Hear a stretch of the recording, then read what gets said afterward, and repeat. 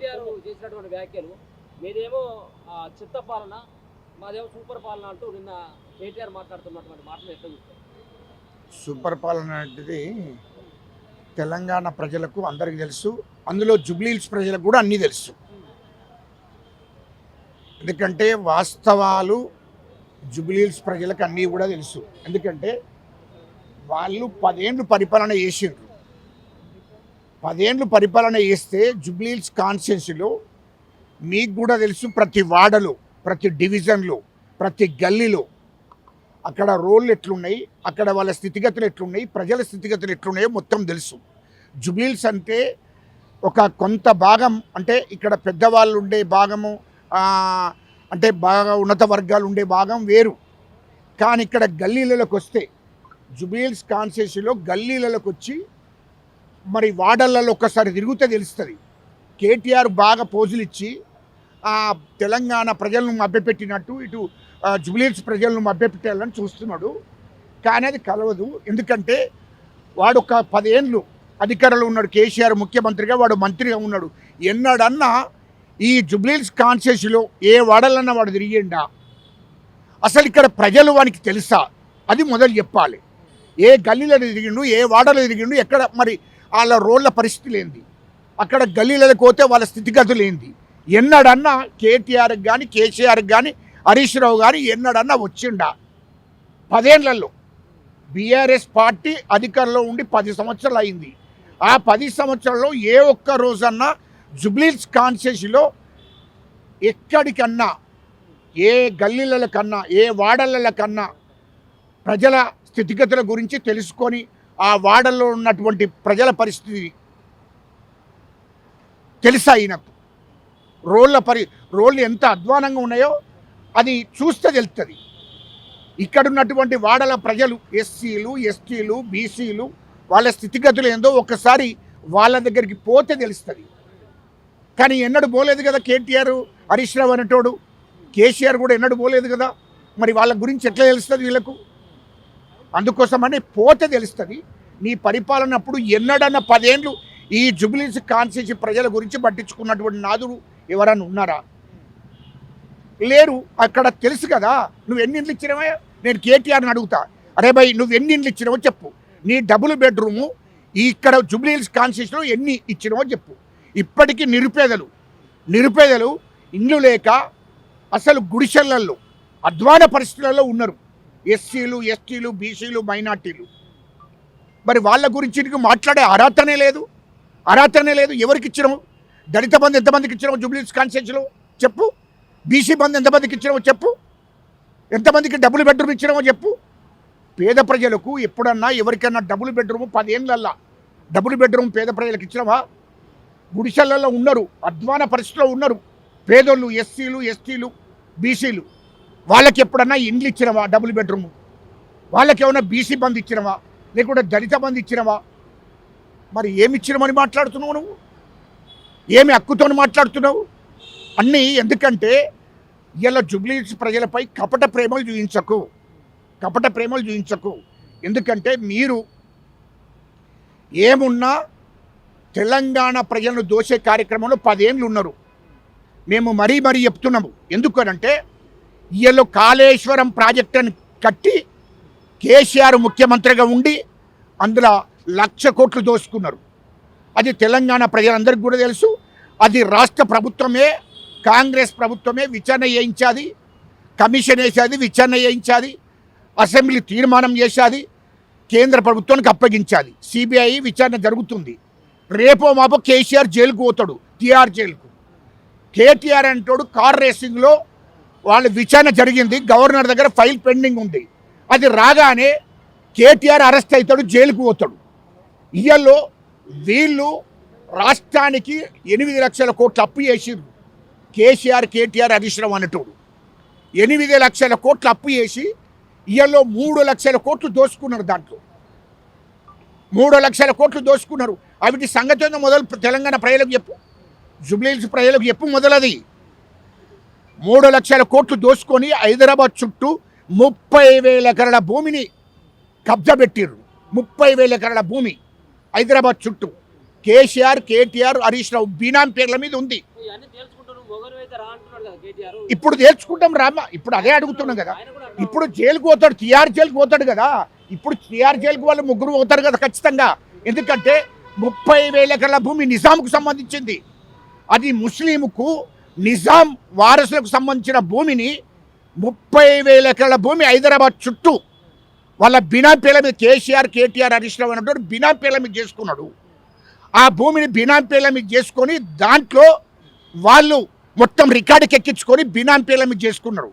ఇవన్నీ ఎక్కడి నుండి వచ్చినాయి ఈ భూములన్నీ? బంజారాయిల్స్లో 2014 కన్నా ముందు చిన్న ఇల్లు ఆ బంజారాయిల్స్లో.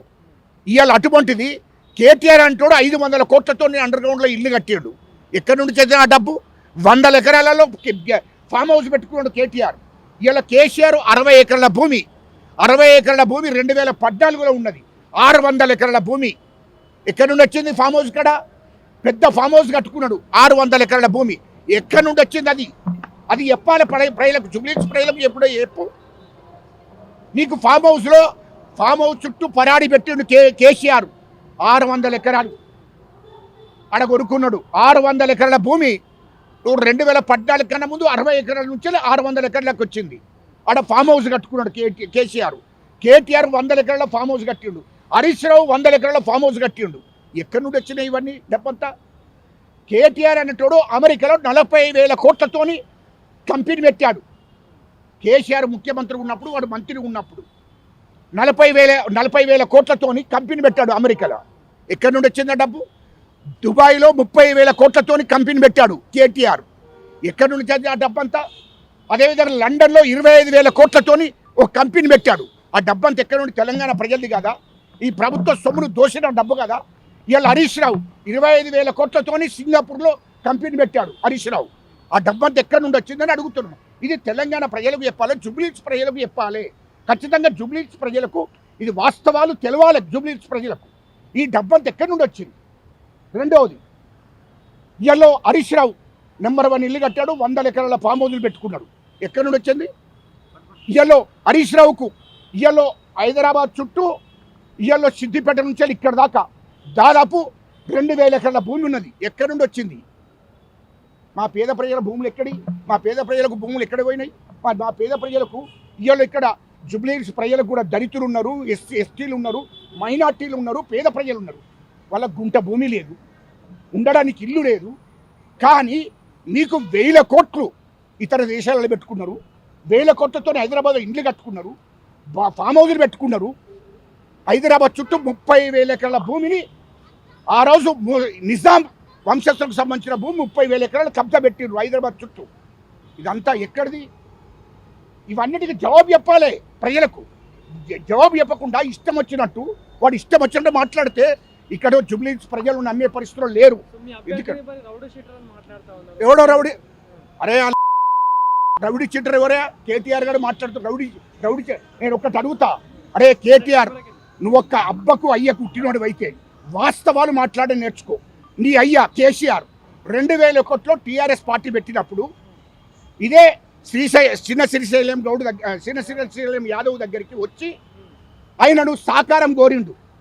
నా పార్టీ నిలబడాలి, నాకు తిరగడానికి బండి లేదు, పార్టీ కోసం ఒక బండి కొనివని చెప్పి ఇదే శ్రీశైలం యాదవ్ దగ్గరికి వచ్చి, నవీన్ యాదవ్ తండ్రి శ్రీశైలం యాదవ్ దగ్గరికి వచ్చి అక్కడ పార్టీ నిలబెట్టుకోవడం కోసం ఆయన ద్వారా ఆర్థిక సాగన గురించి బండి కొనుక్కున్నాడు. ఆ రోజు 2001లో TRS పార్టీకి ఆయనతోని కలిసిండు, ఆయనతోని కలిసి తిరిగిండు, ఆయనతోని కలిసి తాగిండు. ఎవరు? KCR. అదేవిధంగా ఇదే మేయర్గా ఇదే శ్రీశైలం యాదవ్ను మేయర్గా నిలబెట్టిండు. మరి అప్పుడు ఈ గుండా అని తెలియదా, రౌడీ అని తెలియదా? ఇవాళ 2009 దాకా కూడా శ్రీశైలం యాదవ్తోని ఆయన సహకారం తీసుకున్నాడు, ఆయన సపోర్ట్ తీసుకున్నాడు, ఆయనతోని ఉన్నాడు, ఆయనతో తిన్నాడు, ఆయనతో దాగిండు, ఆయన సపోర్ట్ తీసుకొని ఇవాళ పార్టీని నిలబెట్టుకున్నాడు ఇక్కడ. మరి అప్పుడు గుండా రౌడీ అని తెలియదా శ్రీశైలం యాదవ్ గారు? మరి ఇప్పుడు ఎట్లా గుండా అవుతుండు, ఇప్పుడు ఎట్లా రౌడీ అవుతుండు? ఇవాళ వాస్తవాలు ఇక్కడ ప్రజలకు తెలుసు, జూబ్లీహిల్స్ ప్రజలకు తెలుసు. శ్రీశైలం యాదవ్ కానీ నవీన్ యాదవ్ కానీ పేద ప్రజల పక్షాన ఉన్నాడు. KTR అంటోడికి వాడు లుచ్చా నా కొడుకు లుచ్చా మాటలు మాట్లాడుతున్నాడు. ఇయ్యలో శ్రీశైలం యాదవ్ కానీ నీకు నవీన్ యాదవ్ కానీ ఒక్క పేద ప్రజలు దళితులను కానీ ఎస్టీలను కానీ మైనార్టీలను కానీ ఎవరినైనా బెదిరించి ఒక గుంట భూమి అలా తీసుకున్నట్టు ప్రూఫ్ ఇవ్వని వాడు ఒక అబ్బకు అయ్యకు ఉడితే కేటీఆర్ ఒక అబ్బకు అయ్యకు ఉడితే ఒక పేదోని దగ్గర ఒక దళితుని దగ్గర ఒక గుంట భూమి లేకుంటే 10 రూపాయలు తీసుకున్నాడు ప్రూఫ్ ఇవ్వను, లేకుంటే ఎస్టీల దగ్గర కానీ లేకుంటే మైనార్టీల దగ్గర కానీ లేకుంటే బీసీల దగ్గర కానీ పేద ప్రజల దగ్గర వాళ్ళు ఎవరినైనా బెదిరించి రూపాయి కానీ ఆటన కానీ గుంట భూమి కానీ లేకుంటే ప్లాట్ కానీ లేకుంటే ఒక వాళ్ళతోని ఒక 5 రూపాయలు కానీ తీసుకున్నట్టు ప్రూఫ్ ఇవ్వను, వాడు ఒక అబ్బకు అయ్యగుట్టినట్టయితే పేద ప్రజల పక్షాన కొట్లాడినరు. నవీన్ యాదవ్ కానీ వాళ్ళ నాన్న శ్రీశైలం యాదవ్ కానీ వాస్తవానికి పేద ప్రజల పక్షాన ఉన్నారు. వాళ్ళు బడాబాబుల దగ్గర 100 కోట్లు 1000 కోట్లు ఉన్న వాళ్ళ దగ్గర యుద్ధం చేసిరు తప్ప పేద ప్రజల పక్షాన ఉండి పేద ప్రజలకు సహాయం చేసుకుంటూ వచ్చిండ్రు. ఇల్లులో నేను ఇల్లు, భూమి లేనునికి భూమి, ఇంత ఆర్థిక సహకారము ఇక్కడ ఉన్నటువంటి జూబ్లీ హిల్స్ ప్రాంతంలో ఉన్నటువంటి ఎస్సీలను ఎస్టీలను బీసీలను మైనార్టీలను ఆదుకున్నారు. ఎవడు వాడు ఈ రాష్ట్రాన్ని నమ్మెత్తాడు. ఒకవేళ కేసీఆర్ని గిట్ట కేటీఆర్ను బీఆర్ఎస్ పార్టీని గిట్ట గెలిపిస్తే ఈ రాష్ట్రాన్ని నమ్మెత్తారు, అది గుర్తుపెట్టుకోండి. ఇప్పటికే 8 లక్షల కోట్లు తెలంగాణ ప్రజలకు అప్పు చేసిండు. ప్రభుత్వం సొమ్మును లక్షల కోట్ల రూపాయలు ప్రభుత్వ సొమ్మును దోషేసిండ్రు వాళ్ళ కుటుంబం. ఇప్పుడు దాని మీదనే విచారణ జరుగుతున్నాయి, కేసులు అవుతున్నాయి. వాడు లుచ్చాడా కొడుకు సర్వేలేదే వాడు కేటీఆర్ గారి దగ్గర కోట్ల 1000 కోట్లు లక్షల కోట్ల రూపాయలు ఉన్నాయి. ఆ సర్వేల కోసం ఒక్కొక్కరికి 50 కోట్లు 100 కోట్లు ఇచ్చి మాకు సర్వేలు చేయి, మా పార్టీకి వెళ్తుందని చెప్పించుకుంటున్నాయి. ఎవడే లుచ్చే సర్వేలు? వాడెవడే లుచ్చా నా కొడుకు? ఎవడేవాడు లుచ్చా నా కొడుకు సర్వేలు చేసేటోడు? ప్రజల దగ్గరికి రండి, దమ్ముంటే వాడు ఎవడు సర్వేలు చేసేటోడు? మీరే అసలైన సర్వేలు. మీ మీడియా, మీరు ఇక్కడ ఉన్నటువంటి యూట్యూబర్స్ మీడియా మీరందరూ కలిసి మీరు చెప్పండి, నమ్ముతారు. మీరు చెప్పండి. కానీ ఇక్కడ ఎవడో లుచ్చా నా కొడుకు మాట్లాడుతున్నాడు, నేను నాతో ఎందుకు చెప్తుండే? వాడు సర్వేలు ఎవడైనా చెప్పుకుంటాడా? వాడికి 10 కోట్లు ఇచ్చింది అనుకో, వాడి దగ్గర పైసలు ఉన్నాయి. కేటీఆర్ గారి దగ్గర కేసీఆర్ గారి దగ్గర పైసలు ఉన్నాయి. 1000 కోట్లు ప్రజలు దోచిన డబ్బు ఉంది కాబట్టి వాళ్ళకు అదవుతుంది. ఇంకోటి, వీడు ఎవడో శాస్త్రం చెప్పిండట, సొంత చెల్లె కవిత, సొంత చెల్లె అవునా, సొంత చెల్లె కవిత. వీడు ఆడిబిడ్డలకు సాయం చేస్తున్నట్టు బయట వచ్చి ప్రజల గురించి మాట్లాడేటప్పుడు గుర్తుపెట్టుకోవాలి. సొంత చెల్లె నాకు కేసీఆర్తో పంచాయతీ ఎక్కడి నుండి వచ్చిందా? ఇది మొదలు ఈ పంచాయతీ గురించి తేల్చవా బాబు. ఈ జూబ్లీ హిల్స్ ప్రజల ఆడిబిడ్డల గురించి మాట్లాడకు. సొంత చెల్లె కవిత జిల్లాలు పట్టుకొని తిరుగుతుంది పాపం. ఆదిలాబాదు, అటు మహబూబ్ నగర్, కరీంనగర్ ఇవన్నీ పట్టుకొని తిరుగుతుంది. ఏంటిది? ఆమెను పట్టవాటిని సొంత ఆడిబిడ్డను, కేటీఆర్ లుచ్చానా కొడుకు సొంత ఆడిబిడ్డను కవితను పట్టవాటిని బయటికి వెళ్ళగొట్టారు. ఏమన్నది? కేసీఆర్ను ఉన్న సంపదల్లో మాకు సమానంగా పంచిపెట్టు అని కేసీఆర్ని అడిగింది. తండ్రిని అడిగిందయ్యా, బయట వాళ్ళని అడగలే. నేను నీకు పుట్టినాం. కేటీఆర్ కవిత పుట్టింది. కేటీఆర్ కవిత వాళ్ళు కేసీఆర్కి పుట్టిండ్రు కాబట్టి వాళ్ళు ఏమంటారు? మా ఇద్దరికి అన్నావు కదా తండ్రి, మమ్మల్ని ఇద్దరికి అన్నావు కదా, 30,000 ఎకరాల భూమిని హైదరాబాద్ చుట్టున్నది, ఆ భూమిని సమానంగా వంచు అని చెప్పింది కవిత. ఆ భూమిని సమానంగా వచ్చి కేటీఆర్కు సగం నాకు సగం వచ్చి అన్నది. అక్కడ వచ్చేది లొల్లి అంతా. అదేవిధంగా అమెరికాలో 40,000 కోట్లు కేటీఆర్ కంపెనీ పెట్టుకున్నాడు, దాంట్లో నాకు వాటర్ రావాలని చెప్పింది కవిత. అదేవిధంగా దుబాయ్లో 30,000 కోట్లతో కేటీఆర్ కంపెనీ పెట్టిండు, దాంట్లోకి వెళ్ళి నాకు సగం వాటర్ రావాలని కవిత అడిగింది. లండన్లో 25,000 కోట్లతోని కంపెనీ పెట్టిండు, వ్యాపారం నడుస్తుంది అక్కడ, దాంట్లో సగం వాటర్ కావాలని కవిత అడిగింది. అడిగినందుకు పట్టబెట్టి నాతోని సమానంగా అడుగుతావని కవితను కేటీఆర్ అంటోడు, నాతోని సమానంగా వాటర్ అడుగుతున్నావు అని చెప్పి కేటీఆర్ తండ్రి కొడుకులు కలిసి పట్టబెట్టి కవితను బయటికి వెళ్ళగొట్టిండు. అనాథలాగా బయటికి నెట్టేసారు. సొంత బిడ్డ అని కేసీఆర్ చూడలేదు, సొంత చెల్లె అని కేటీఆర్ చూడలేదు. ఈ లుచ్చానా కొడుకులు దాన్ని బయటికి పెడితే కవితను రోడ్ల పడి పట్టుకొని తిరుగుతుంది పాపం. నా కొడుకులు సొంత చెల్లెకు న్యాయం చేయనోడు ఇక్కడ నా జూబ్లీ హిల్స్ ఆడిబిడ్డలకు న్యాయం చేస్తాడావా? వీడు తెలంగాణ ఆడిబిడ్డలకు వీడు సాయం చేస్తాడావా? ఈ జూబ్లీ హిల్స్ ఆడిబిడ్డలకు సాయం చేస్తాడావా? వీడు లుచ్చానా కొడుకు సొంత ఇంట్లోనే వీడు దోపిడీ సంపాదించిన డబ్బును సమానంగా వంచు అని అంటే పట్టవాటిని కవితను సొంత చెల్లెని బయటికి వెళ్ళేటువంటి కేటీఆర్ అంటాడు. ఇప్పుడు బయట వచ్చి మాట్లాడుతుండే ఎట్లున్నాయో నాకు అర్థం కాదు. ఈ జూబ్లీహిల్స్ ప్రజలకు న్యాయం చేస్తాడా? జూబ్లీహిల్స్ ఆడిబిడ్డలకు సాయం చేస్తాడా వీడు? అందుకోసమే వీని మాట ఎవడు నమ్మే పరిస్థితి లేదు. కేటీఆర్ గారు అనేటోడు పెద్ద సొంత చెల్లెను బయటికి వెళ్ళగొట్టాడు. వాళ్ళ ఆస్తి పంపకాల కాడ గొడవలు జరుగుతున్నాయి ఓ దిక్కు. ఇంకా చెల్లెనే అంటుంది వాస్తవమే కాళేశ్వరంలో దోపిడీ జరిగిందని సొంత చెల్లె కవితనే ఒప్పుకుంటుంది కదా. వాస్తవమే మా అయ్య లక్షల కోట్లు సంపాదించింది వాస్తవమే కేసీఆర్ అని మొన్న ఆదిలాబాద్లో చెప్పింది బాబు, మహబూబ్ నగర్లో చెప్పింది మా అయ్య వాస్తవమే లక్షల కోట్లు సంపాదించిండు అని చెప్తుంది. మా అన్నగాడు లక్షల కోట్లు సంపాదించింది వాస్తవమే, మేము మా బావ హరీష్ రావు అనేటోడు లక్షల కోట్లు సంపాదించింది వాస్తవమే అని చెప్తుంది కదా. ఇలా వాళ్ళకి ఎట్లా ఓట్లేస్తారు? ఈ రాష్ట్రాన్ని నమ్మినోళ్ళు, ఈ రాష్ట్రాన్ని దోషినోడు ఇవాళ జూబ్లీహిల్స్ ప్రజలు కూడా ఎట్లా ఓట్లేస్తారు అని అడుగుతున్నాయి. మేము ఇటేనండి 8 లక్షల కోట్లు అప్పు చేసిండు కేటీఆర్ 10 ఏళ్ళు పరిపాలన చేసి. ఇవాళ మా ముఖ్యమంత్రి రేవంత్ రెడ్డి గారు హామీలు ఇచ్చింది వాస్తవమే, మా రాహుల్ గాంధీ గారు హామీలు ఇచ్చింది వాస్తవమే. కానీ మేము హామీలని ఒకటి నెరవేర్చుతున్నాము. ఇవాళ మహిళలకు ఫ్రీ బస్సు పెట్టాము. మొత్తం తెలంగాణలో ఉన్నట్టు రాష్ట్రంలో ఉన్న మహిళలకు అందరికి కూడా ఫ్రీ బస్ అని పెట్టాము. అది అమలు చేశాము, ఫ్రీ బస్ ఇచ్చాము. అదేవిధంగా ఇవాళ రేషన్ కార్డులు ఇస్తారని చెప్పాము. తెలంగాణ రాష్ట్ర వ్యాప్తంగా జూబ్లీహిల్స్ కాన్స్టిట్యూన్సీలో కూడా రేషన్ కార్డులు ఇవ్వడం జరిగింది. ఇది వాస్తవము. అదేవిధంగా సన్న బియ్యం ఇస్తారని చెప్పాము. సన్న బియ్యము రాష్ట్ర వ్యాప్తంగా ఇస్తున్నాము. జూబ్లీహిల్స్ కాన్స్టిట్యూన్సీలో కూడా నిరుపేద ప్రజలందరూ కూడా సన్న బియ్యం ఇస్తున్నాము. ఇది వాస్తవము. అదేవిధంగా రైతు బంధు అని చెప్పాము. ఆ రైతు బంధు కూడా అందరికి ఒక్కటేసారి చేశాము. అందరికీ ఓటెనుకోటి మొత్తము రైతు బంధు ఇచ్చాము. అదేవిధంగా రైతు రుణమాఫీ అన్నాము. రైతు రుణమాఫీ ఒకేసారి 10 ఏళ్ళు వాడు ఉండి రైతు రుణమాఫీ చేయలే కేసీఆర్. కానీ మా ముఖ్యమంత్రి రేవంత్ రెడ్డి గారు రైతు రుణమాఫీ ఒకటేసారి చేయడం జరిగింది తెలంగాణ రైతులందరికీ కూడా.